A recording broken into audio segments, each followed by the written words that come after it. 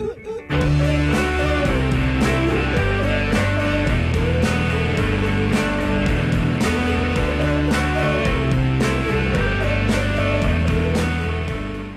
the interruption. I'm Sam Mulberry, joined as always by Annie Berglund. Annie. We have made it to the final webisode of the course. We are on the eve of exam 3 with just the exit interview after that. So this is our last chance to talk with students to review some content from Unit 3 to help them with their exam. So in light of that, in our last webisode, we talked about the Enlightenment. And there are lots of positives to the Enlightenment that we can draw from. But what troubles you about the Enlightenment era? Sure. So as I thought about this question, the positives, I think I'll bring up more in the second part of this webisode, but just the developing notion of individual rights is hugely important during the Enlightenment. Things like liberty and fraternity and equality, the theories of John Locke. But because those are so important, there's also an element of pushing back and saying, well, those are great starts, but especially at the time, they were not applied equally to everyone. So while those are positives, we have some very glaring negatives that people brought up during the time period. So let's think about the American Revolution as an example of something that was born out of Enlightenment ideals. So society during the Enlightenment wasn't really that different. Like, you still had absolute monarchies that are politically ruling much of the Western world. It's still the norm, minus England, and there's still these powerful churches. And so political philosophy really hadn't changed very much. But then we start to see democratic revolutions happening in the West, in places like the New World with the American Revolution, and also in France with the French Revolution. And this is all a part of the Enlightenment. Like, this all harkens back to some of those political philosophical ideas of John Locke. Clearly, someone like Jefferson borrowed heavily from John Locke, even in language, as they're trying to describe social contract theory as a way to how we articulate why we can revolt against this power above us. Because if the government fails to represent us, we can revolt against it. Like, if it's not providing us with life, liberty, and property, then that's a problem. Then it's not functioning the way that a government should. So the American Revolution is like a really good example of the good parts of the Enlightenment, but it's also, in a way, an example of the bad parts, or maybe doesn't follow through in every way with the Enlightenment and Enlightenment ideals, right? Realistically, who has the power? It's still people who have land, who have money, and it's still white men, right? So it's not a social revolution. It's not a leveling out of society. Really, what it is still maintaining a status quo of who has wealth and power and prestige, and who makes decisions for what government looks like. So that's one example, one concrete example. Other examples, which again I'll mention more in part 2, is how Enlightenment ideals did not hold up in terms of race and sex. So we have these examples in CWC, people like Eluda Equiano, who are mentioning this idea that, like, the idea of race, like race as a concept, as a term, wasn't developed until the Enlightenment. And so when we look at Equiano, he writes about how this reason, this rationalness of the Enlightenment, it's not being applied, and it's actually justifying a lot of atrocities. And by saying that, certain groups of people, depending on where they're from or what they look like, have more reason than others, and so therefore should be able to control or subjugate those individuals. So we have justification of the slave trade through Enlightenment ideals, and the theft of land and systemic violence. And you also see this with the subjugation of women. We have feminist writers, like I believe in this class we read the Declarations of the Rights of Women, or we definitely talk about it. And it's this Enlightenment vision of like reason and justice and equality, and saying those things fall short because they're only applied to half of the population. So again, like with the Enlightenment, politics, economics, philosophy, these are all important shifts in our perspective that last until today, but there are still haves and have-nots. There were back then during the Enlightenment, even though we had all these ideals developing about individual rights, we still today even have the haves and have-nots in democratic society and in democratic republics. So we have not fully realized the civil, political, and human rights that I think the Enlightenment set out to create, though did not make it all the way. So those are some of the complications of the Enlightenment. Earlier in history, CWC used to spend a lot of time on the 19th and 20th centuries, and that's not as emphasized as much in the current general education curriculum, but we do close with a glance at that time period. So Sam, what are you most happy that we've brought back from the 19th and 20th century here in CWC? Really, this is a great question. And so like when I took the class, we really did spend a lot more time post Enlightenment, multiple lectures. We were kind of looking at that. And one of my favorite lectures as a student and as a TA was when we talked about kind of the late 19th, early 20th century thinkers who are kind of building off of the Enlightenment project and pushing it in some ways to its logical conclusions. So we used to have a lecture on Marx, Darwin, Freud, and Nietzsche. And what I like about them is they end up in some ways maybe critiquing some of the optimism of the Enlightenment, but they're also, like I said, they're also kind of continuing the Enlightenment. Like, so if you think about, someone like Marx is taking a scientific approach to thinking about human history, and and I think he is a crucial figure for thinking about a scientific approach to human history, to human society, and coming to some big sweeping conclusions about that. Freud does that by exploring the psyche, right? Taking developing the field of psychology, and digging deep into human motivations, things like that. Darwin in the sciences, is a perfect example of a continuation of the scientific revolution to say, let's take a real scientific approach to human origins.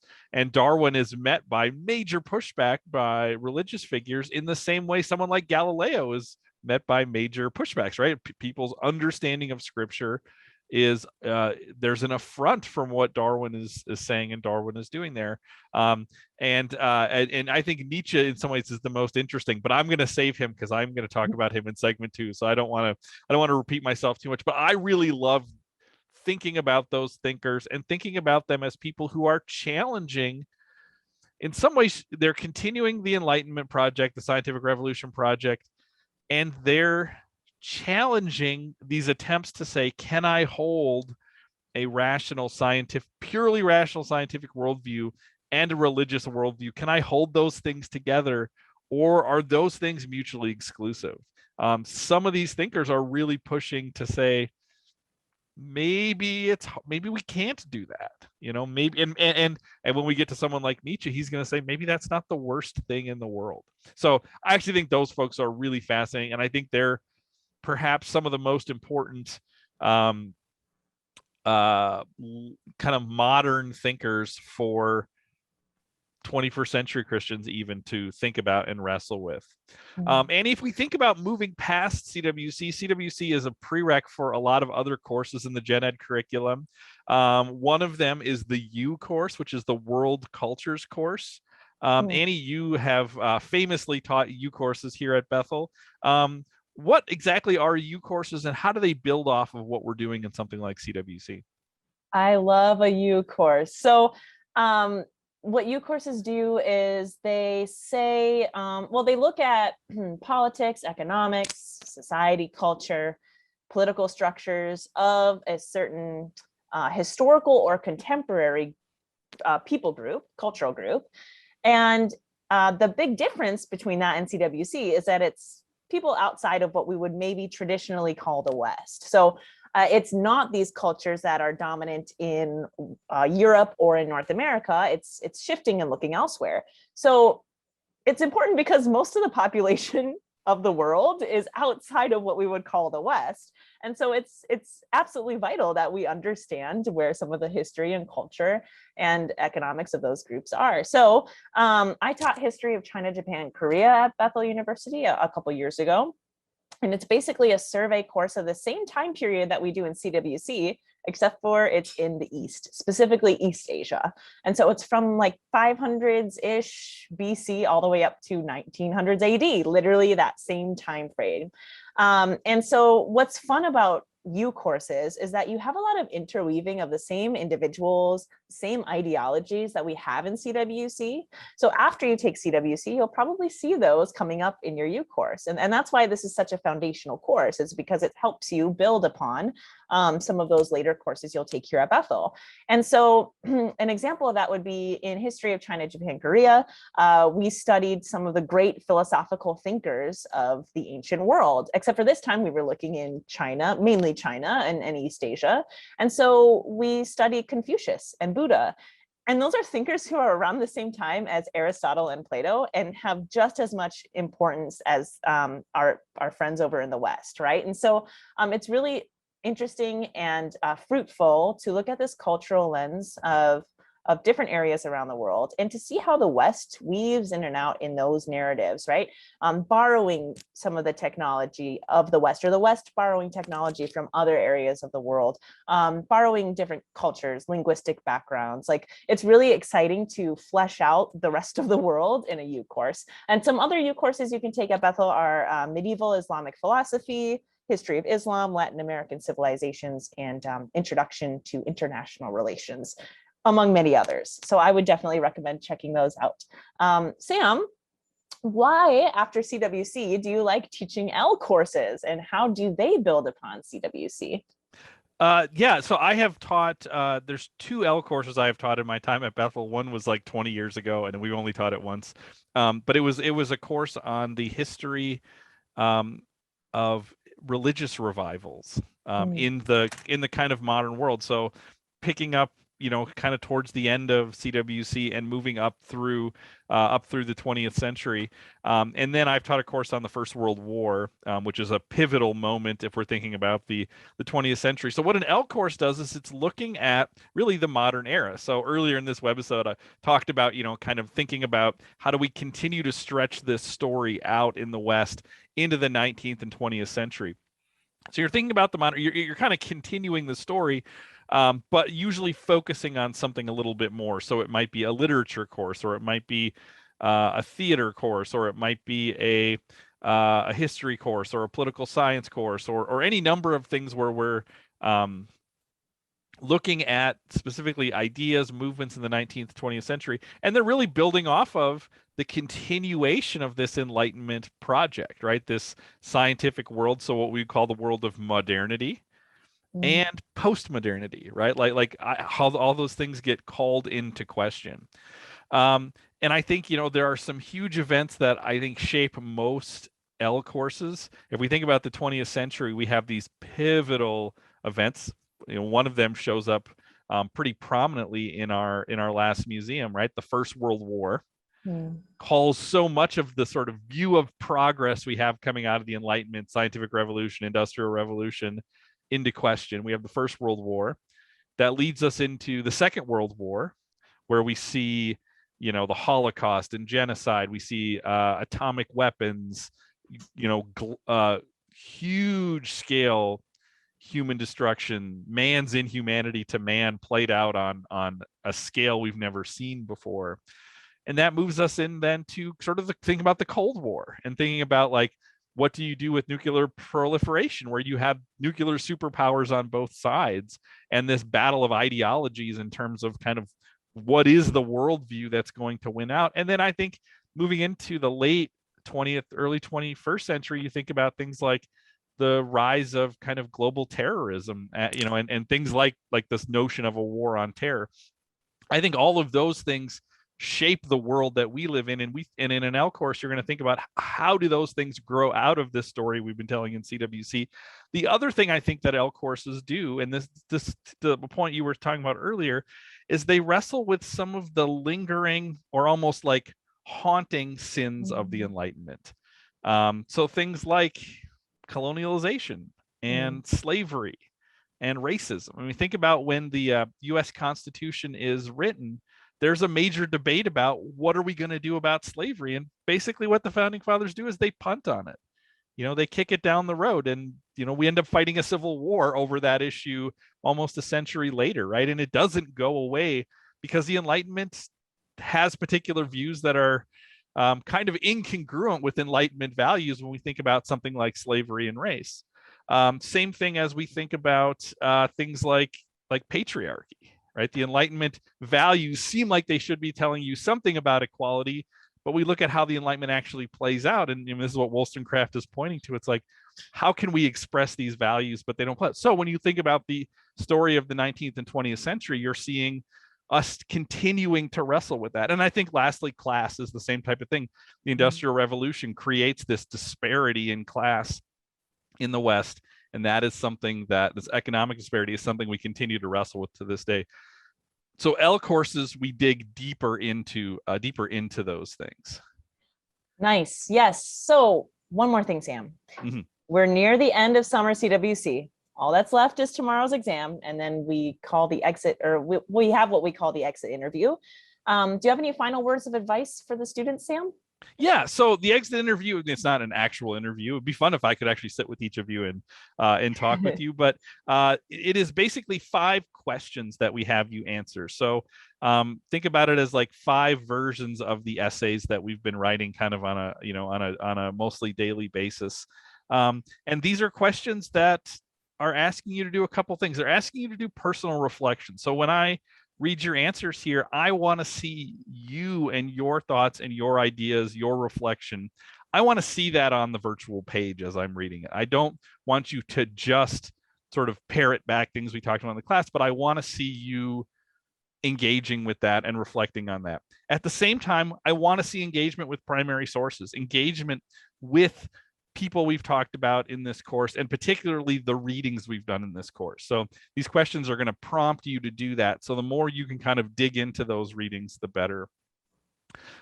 Make sure you read the questions carefully. One of the big things that sometimes creates a problem for students is they will write a beautiful answer, but they won't address everything the question's asking. So make sure you're reading those questions carefully. So, big point I would say is take your time.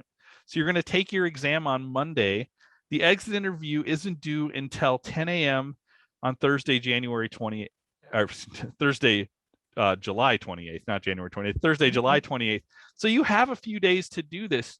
Don't sit down and in one sitting just burn through these questions. That will become apparent as I'm reading it. Instead, maybe finish your exam, take a break, go in and just read those questions, think about them, and plan out over the course of those few days, like, okay, I'm going to write 1 or 2 questions a day. I'm going to take my time. I'm going to write thoughtful answers. If you do that, you will do well on this assignment. Annie, that is all the time we have for this segment. We're going to be back in segment 2 to talk about our lists of the 5 most important people from Unit 3 of CWC.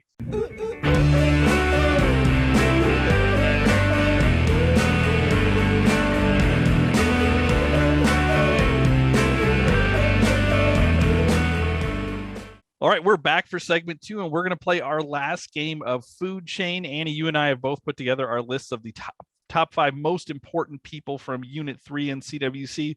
Let's have you kick off. Who do you have at number 5? Yeah, my number 5 is a figure who complicates our views of the Enlightenment. I mentioned her earlier, and her should be a tip-off. My person number 5 is Wollstonecraft. Unfortunately, in history, and that's what's reflected in this course, there is a lack of female voices that we hear in our canon, and it's important we understand why that is, right? It's important we understand that women weren't really allowed in the public sphere. There's not really any public record of their thoughts, or there's not much, and they weren't respected at the same level as men, as intellectuals, as rational beings in Enlightenment terms. And so it's really important that we highlight where we do see women. And Wollstonecraft is one of those individuals that not only is a standout for her sex, but a standout for her time. And so even with the lack of access to this public sphere, she was able to make a voice and a name for herself. She's widely regarded as the founder of feminism. And she used Enlightenment ideals to critique Enlightenment ideals. And she says they're possible only for a certain portion of society. And then that portion of society is men. And she says, the social political sphere is for men, and these rights that men have are denied to women, and yet society would be better if they weren't denied to women. We would all be better.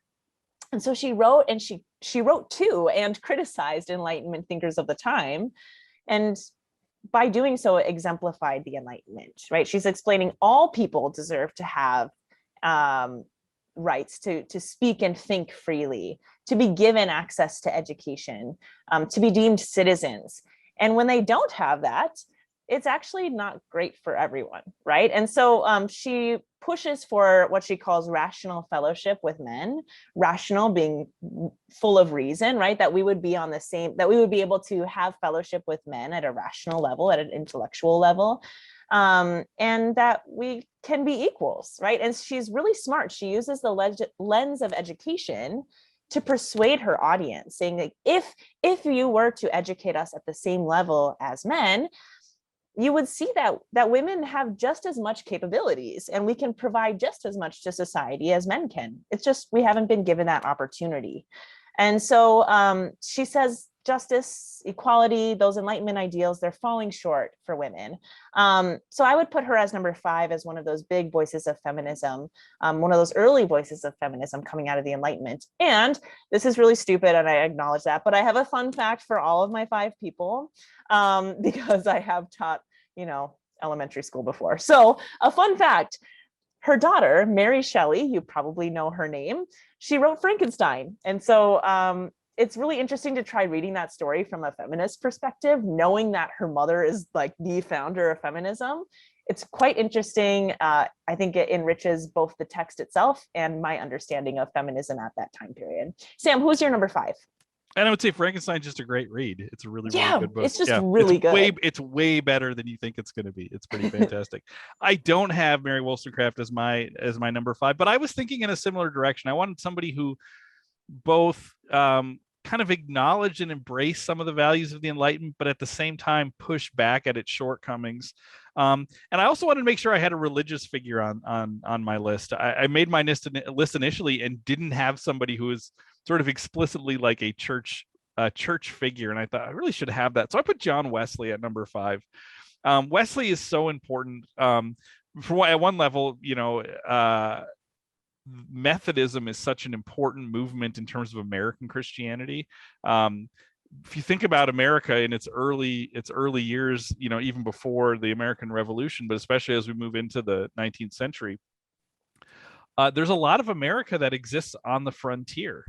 And if you think about frontier living, it's kind of hard to have much of a connected church life if you're off homesteading somewhere. Mm-hmm.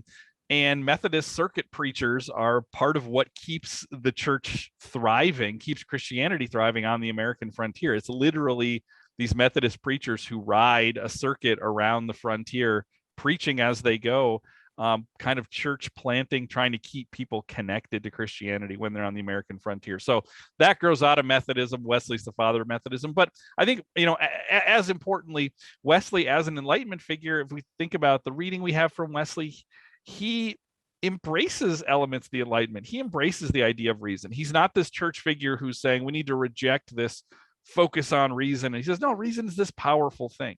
And when Wesley has his quadrilateral, right? Reason is one of those things. He says, scripture, reason, experience, and tradition are the 4 pieces that he thinks Christians should look to for understanding.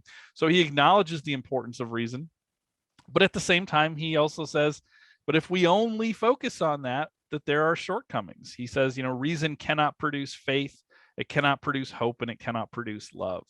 So he's saying we actually need to understand that religious experience matters. That's another piece of that quadrilateral, that God acting in your life, God, doing transformative work in your life, that is as informative as reason is. That's another thing we need to look to. So in that way we can connect him back to pietism. Wesley is moved with his experiences with pietists, and he brings that into the Anglican Church, brings that into Methodism, and preaches revival and conversion and these emotional experiences of God during an age of reason. So I think he's both somebody who understands the Enlightenment, but also is willing to push back on the kind of monolithic view of reason during the Enlightenment. So I have to have him on my list at number 5. Annie, who do you have at number 4?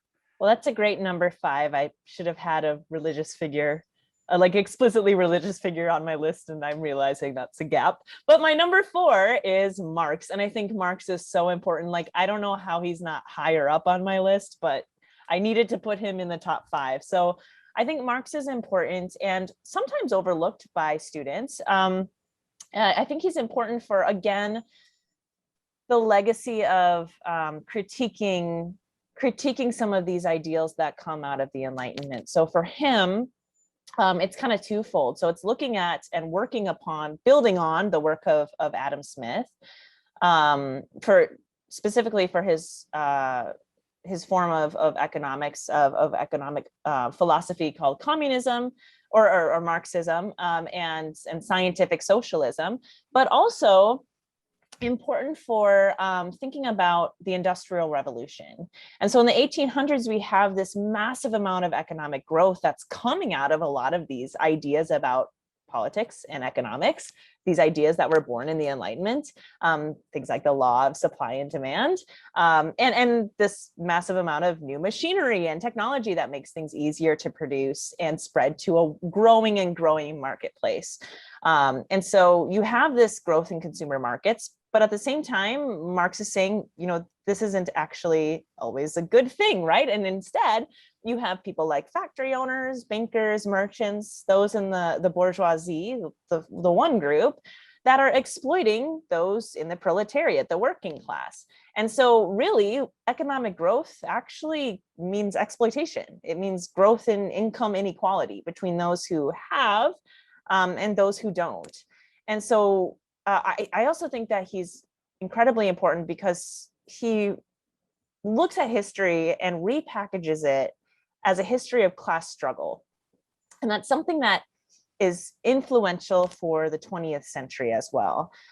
So if the Enlightenment, born out of the Enlightenment, was these democratic revolutions in France and America, out of Marxist ideals, we have a lot of social revolutions that hinge on some of his beliefs. So we have things like the 1917 Russian Revolution. We have revolutions in Cuba, in China, and they're built on this exhaustion of economic and political corruption, and this critique of the capitalist economic system, this critique of laissez-faire economics, that it is not it is not equal, and it is in fact exploiting large parts of society. So I think that Marx is important for that, for the amount of global revolution that comes out of his ideas, and even how we see each other now too, right? So I think what it's an important thing that shifts is you have people starting to,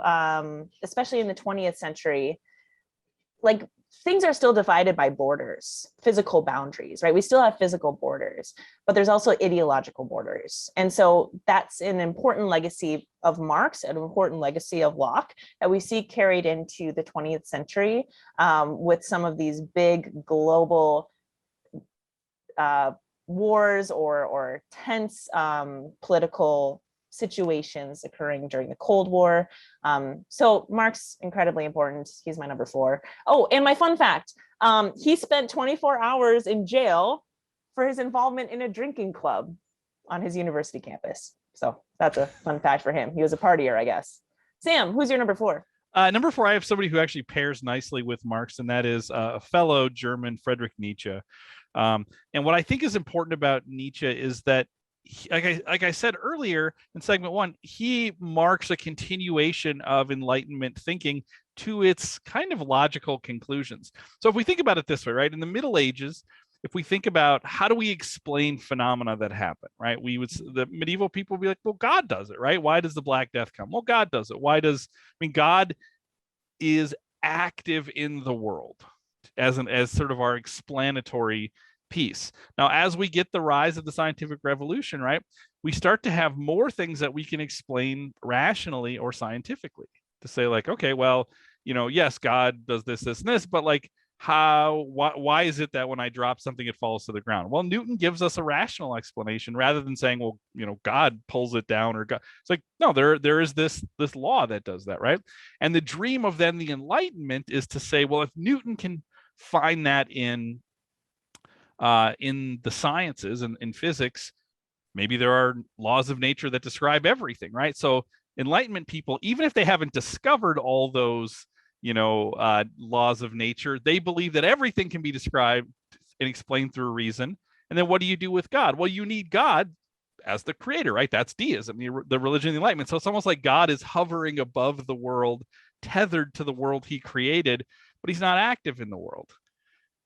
Well, Nietzsche comes along, a century later and says, are we just holding on to God as like this vestige of the past? Like, if God's not involved in the world, do we really need to keep pointing to this thing? Because by then, you have Darwin who's talking about human origins, and Darwin is making the case that you can even explain human origins without having to point specifically to God. So Nietzsche is the one who sort of, in some ways, is brave enough to push forward and say, is this something we need, or should we cut that tether? So Nietzsche famously writes that God is dead and we have killed him, right?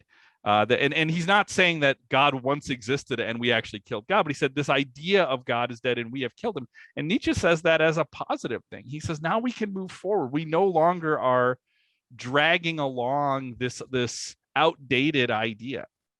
So I find him as a really interesting continuation of that Enlightenment project. And I think it forces Christians to wrestle with some of those ideas. So I think he's a crucial figure for thinking about our move into the 20th century, our move from modernity to post-modernity, and how do we make sense out of a world when we've cut that tether from God, not as Christians, but as sort of a broader community. So he's number 4 on my list. I think he's really important. Annie, who do you have at number 3?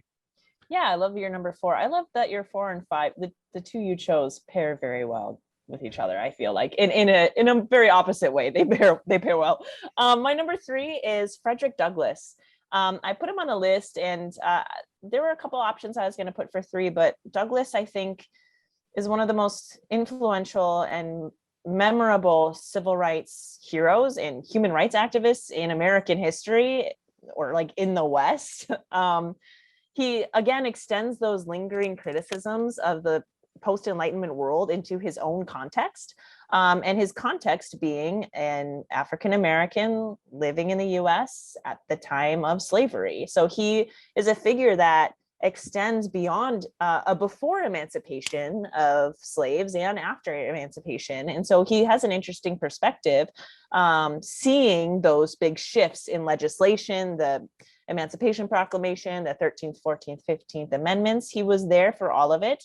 And he was a prominent spokesperson to Lincoln. And so he has all of these huge moments. He supported the Underground Railroad. He was a huge advocate for women's rights. So I think last week we talked about how he was at the Seneca Falls Convention. He was the only African-American present. So he, which shows kind of this like less modern version of intersectionality and of civil and human rights, like the idea that they all are connected, and human rights, we should be fighting for all of it. He petitioned to Lincoln for the Emancipation Proclamation, or for emancipation during the Civil War. He made his own newspaper. Like, the guy did a lot, right? But I think he's really important for CWC because of some of those moments where he pushes back on Enlightenment. So some of those are in his readings. So in this class, we read from his memoir an excerpt, and in it, there's a lot of great stuff. But one of the things that students sometimes look over or pass over is his praise of John Brown. And I think it's important to put him in conversation or in context with MLK Jr. as well, as that first individual we read in this class, and saying that like Douglass is a legacy that MLK borrowed from. This idea that, like, if we live in a government that, and if we buy into this idea of the social contract theory, the government is meant to support us. The government is meant to protect our rights to life, liberty, and happiness. And so when we had the American Revolution, it was justified by a lot of Enlightenment thinkers saying, oh, the British government is not protecting the rights of the colonies, right? And yet it's similar issues arising from slave revolts in the US. Slaves saying, we live here, we work here, things are built on us. And yet we are not given the rights of life, liberty, and happiness. And so when we revolt, it's revolting against government that's not buying into this social contract theory. And that actually, like, it's okay for us to revolt. Like that's a very Enlightenment idea. And so I think that Douglas embodies some of that frustration of saying that there is hypocrisy here, right? That revolt is okay if it's a specific group of people, but it's not okay if it's people that we own, right? We, meaning we as white slave owners in the US in the 1800s. So I think that he exposes a lot of that hypocrisy, and he does it in a way where he's speaking to Christians. And that's another important part too. When we look at his reading, he says there are two kinds of Christianity, right? There's one Christianity that's of peace and love and equality. And then there's one that is held onto and actually pushed by by slave owners. And it's one that's corrupt and wicked and bad, and it only makes life worse. And so he says, I actually have a quote. So he says, to be the friend of one is of necessity to be the enemy of the other. I love the pure, peaceable, and impartial Christianity of Christ. I therefore hate the corrupt, slaveholding, women whipping, cradle plundering, partial and hypocritical Christianity of this land. I can see no reason but the most deceitful one for calling the religion of this land Christianity.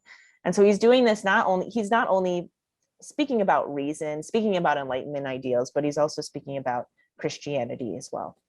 A fun fact about him, there's so many, but he was the most photographed person in the 19th century. He sat for more photos than Abraham Lincoln. So apparently like over 160 photos. I don't know if you knew that, Sam, but I just learned that and I was excited. That's shocking. I would have guessed it was Lincoln, although Lincoln had his life cut short. So Lincoln, that's but that honestly, I still would have guessed it was Lincoln.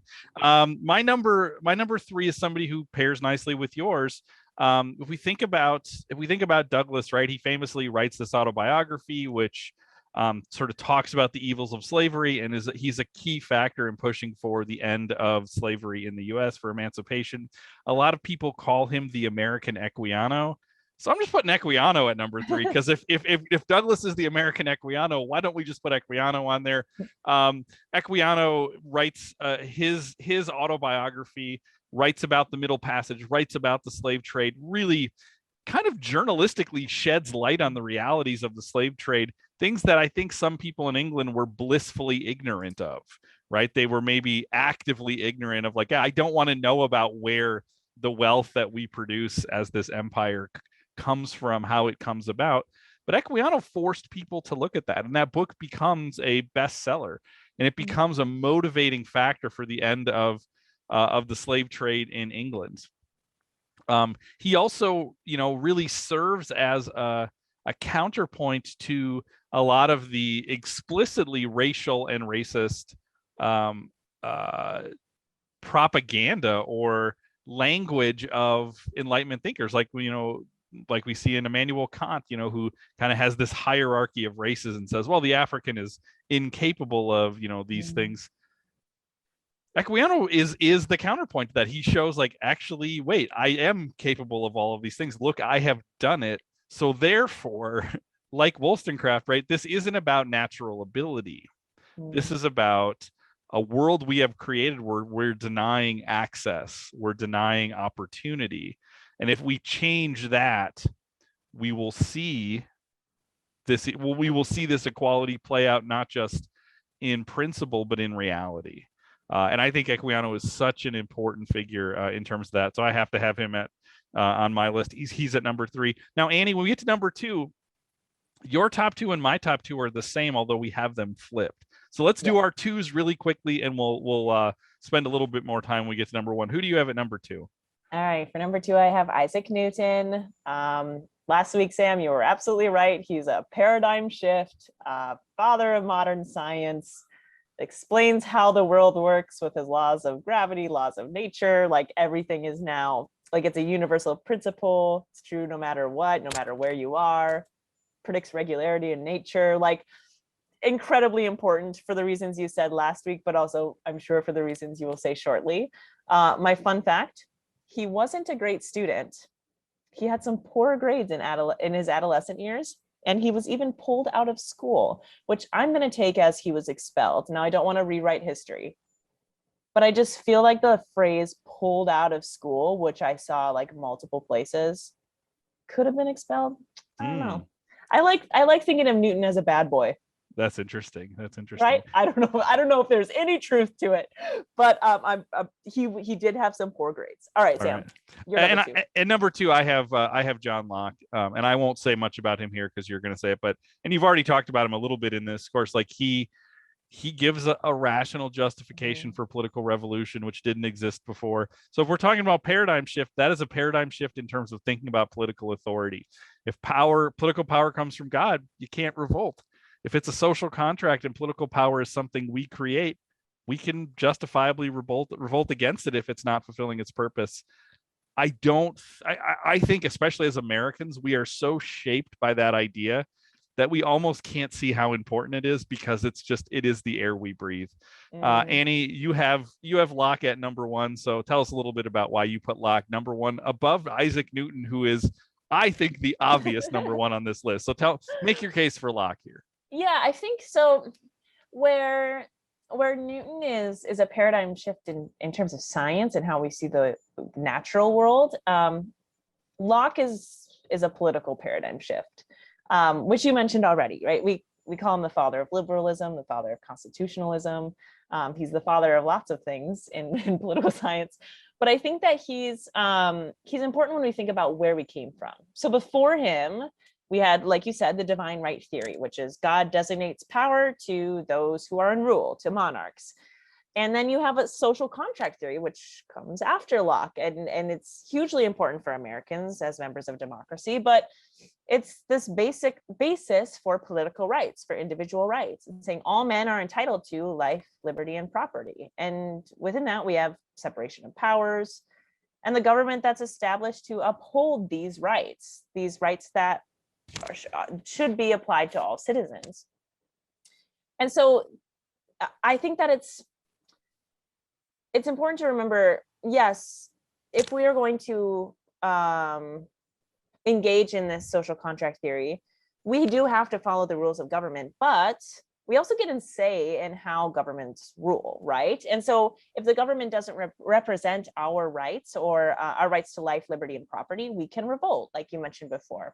And so Locke is important for future democratic revolutions. But again, there is this political kind of shift. And I mentioned it earlier, and I feel like Locke is just kind of like haunting each of my choices. Like he's there in all of them.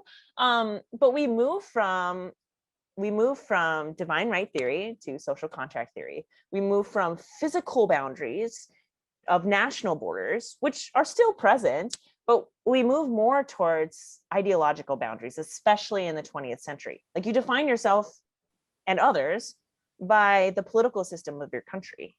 And so it's interesting to pair Locke with Marx, even though they're centuries apart, they are not contemporaries. It's interesting to pair them together and think about this ideological tension between liberalism and communism that becomes so dominant in the 20th century, and even in some of the happenings of current events too. And so it's also important for the legacy of political revolutions, social revolutions. Even when we think about the language of rights that are in our documents, our founding documents as Americans, they set up their own institutions and rules, and that is unheard of. And now today, it seems so obvious that we would have a constitution and that we would have rights lined out for us within our constitution or within a Bill of Rights.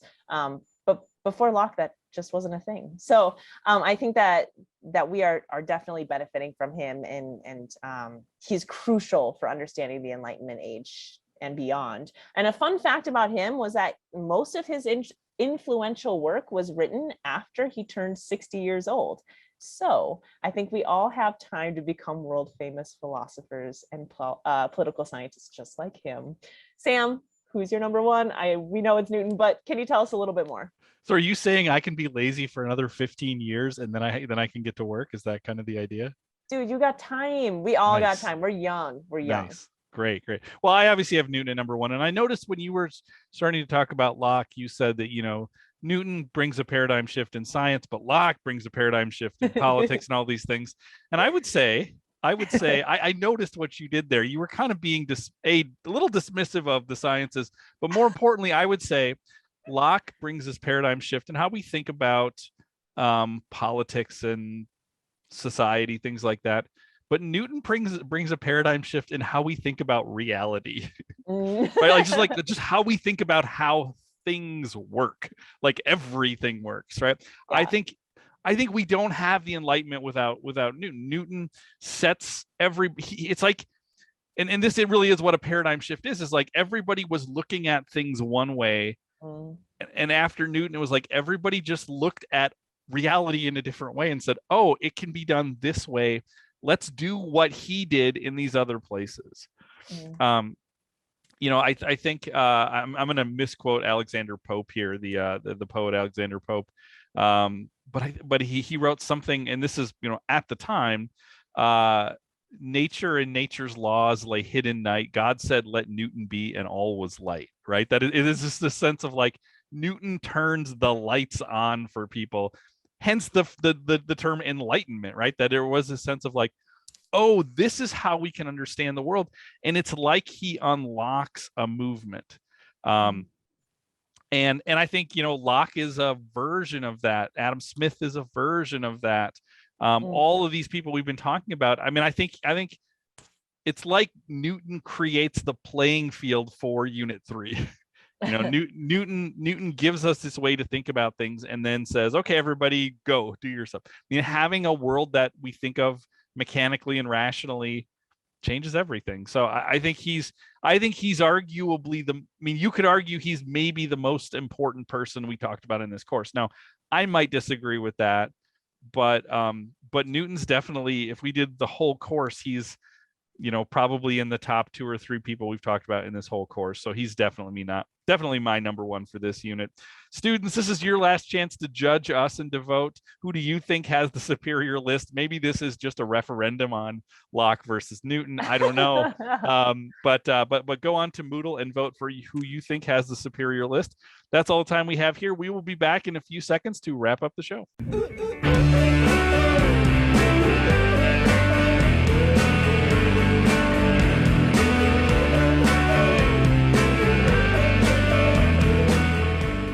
We're back. It's happy time. Happy birthday to S.E. Hinton, American author of The Outsiders in 1967. It was published when she was, I think, 18 or 19 years old. She started writing it when she was 16.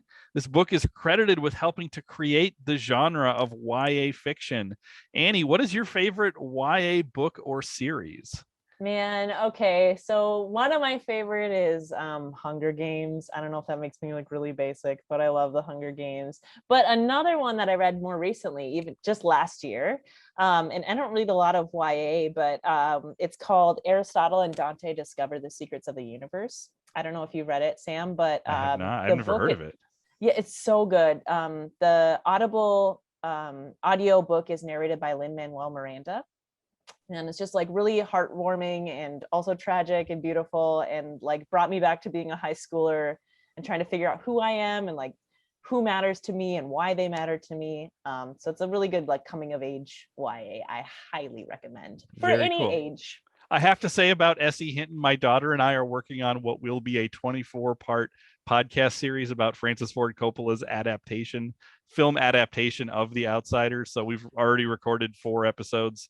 We're recording more this weekend. This will come out in the come out in the fall, start coming out in the fall. So students, if you read S.E. Hinton's The Outsiders as a middle schooler, we're diving as deep as you can into The Outsiders.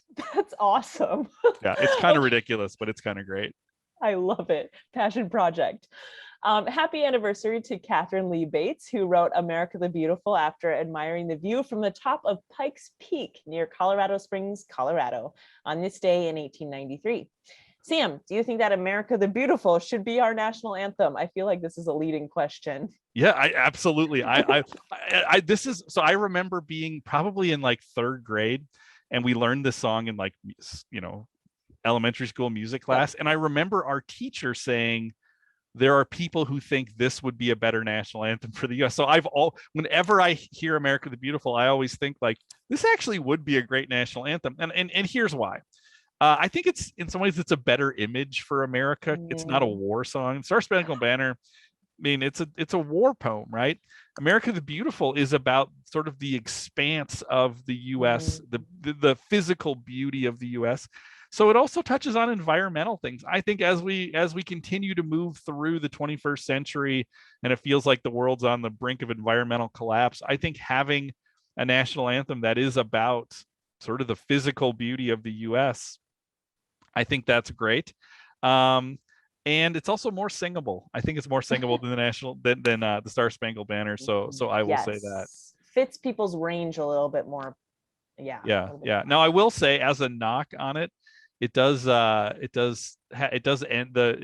with "And Crown Thy Good with Brotherhood from Sea to Shining Sea," which sort of smacks of Manifest Destiny a little bit. And I acknowledge, okay, that's a problem. That's a problem. But I think I like it better than the Star Spangled Banner. If we were going to relitigate the national anthem, that would be my move. Yeah, I didn't know I had a stance on this, but now I'm totally with you. All right. Annie, happy trails to summer CWC. This is our last webisode for the term. What do you plan to do with the rest of your summer? I am going to seek out AC wherever and whenever possible. It is hot here. Like, summertime in Seoul is pretty similar to summertime in Minnesota, but even more humid, if you can imagine it. So I will be spending time inside, away from the monsoons, underground malls, movie theaters, aquariums, like anywhere like that. How about you, Sam? Well, it turns out that summertime in Minnesota is exactly like summertime in Minnesota. So it is also very, very hot here, but more drought kind of hot. So somehow it's humid, but still like the ground is cracking dry. So it's, yeah. So, I mean, at this point in the semester, I'm pivoting to get ready for fall classes. So not much summer break left for me. Students, let's just move to the big finish. Just final reminders. Remember, your exam is on Monday. Again, the window of time is from 3 to 7. So make sure you have your notes ready, everything organized. So when you click start, you have everything you need to write your exam right there. Then your exit interview is due Thursday, July 28th by 10 a.m. So take your time with that, but make sure you get that turned in by Thursday at 10 a.m. This has been a really fun semester, Annie. Thank you so much for joining us. That is all the time that we have. We will not be back for another webisode because this is the end. Say goodnight, Stacy.